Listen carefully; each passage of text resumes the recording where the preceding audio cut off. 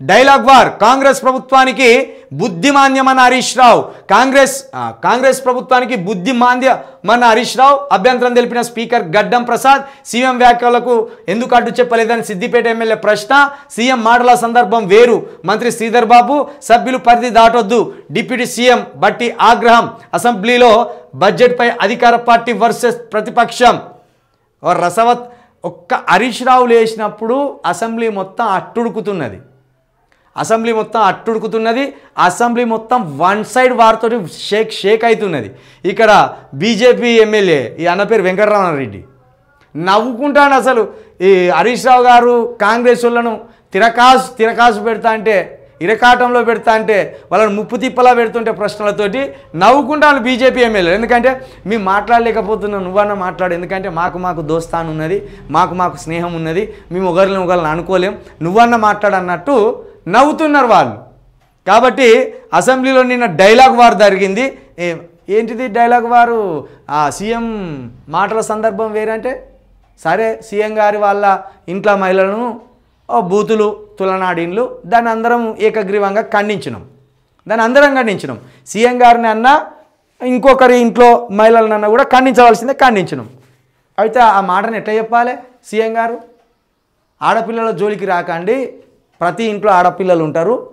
దీన్ని మనం కట్టడి చేద్దాం అందరం కలిసి అనాలి కానీ బట్టలు ఇప్పి కొడతా అంటే తన ఇంట్లో ఉన్న స్త్రీల కోసం మరో ఇంట్లో ఉన్న స్త్రీల బట్టలు ఇప్పి తీసుకొడతారా మొన్న జైల్లో పడ్డ అమ్మాయిలను కదా బట్టలు ఇప్పి కొడతా అన్నది వాళ్ళంటే తెలిసి తెలియక మ్యూట్ వేయకుండా ఆ వీడియో రిలీజ్ చేసిండ్రు వాళ్ళది చిన్న పొరపాటు కానీ ముఖ్యమంత్రి స్థానంలో ఉన్న మీరు బట్టలు కూడా తీసి కొడతా అంటే నువ్వు స్త్రీలను బట్టలు ఇప్పి కొడతా అంటే మరి నీ ఇంట్లో ఉన్న స్త్రీల లెక్క కాదా వాళ్ళు దాన్ని కదా అందరు ఖండించేది కాబట్టి ఆయన సందర్భం ఏంది అంటే నీకు సందర్భం వచ్చిందని కత్తి పట్టుకొని పొడతావా మన స్థాయి ఏంది మనం ఏ సీట్లో కూర్చున్నామని తెలియదా ముఖ్యమంత్రి సీట్ అనేది ఏంది భావోద్వేలకు అతీతమైనది రాగద్వేషాలకనే ఎందుకు వాడతాం మనం ప్రమాణం చేసేటప్పుడు ఈ రాష్ట్ర ముఖ్యమంత్రిగా నేను బంధు ప్రీతి కానీ రాగద్వేషాలకు కానీ పోకుండా రాష్ట్ర శ్రేయస్సు కోసమే పాటుపడతానని రాజ్యాంగపూర్వకంగానో దేవుని ప్రమాణంగానో ప్రమాణం చేస్తున్నాం అంటారు రాగద్వేషాలు అంటే ఏంటిది నీ ఇంట్లో ఆడపిల్ల ఉన్న ఒక్కటే బయట ఇంట్లో ఆడపిల్ల ఉన్న ఒక్కటే నీ ఇంట్లో ఆడపిల్ల మీద బూతులు జారితే పక్కింటి ఆడపిల్ల మీద బట్టలు ఇప్పి తీసుకొడతావు అది సందర్భమాను పొడిచే సందర్భం వచ్చింది కాబట్టి పొడిచినా చంపే సందర్భం వచ్చింది కాబట్టి చంపినా అంటే ఎట్లా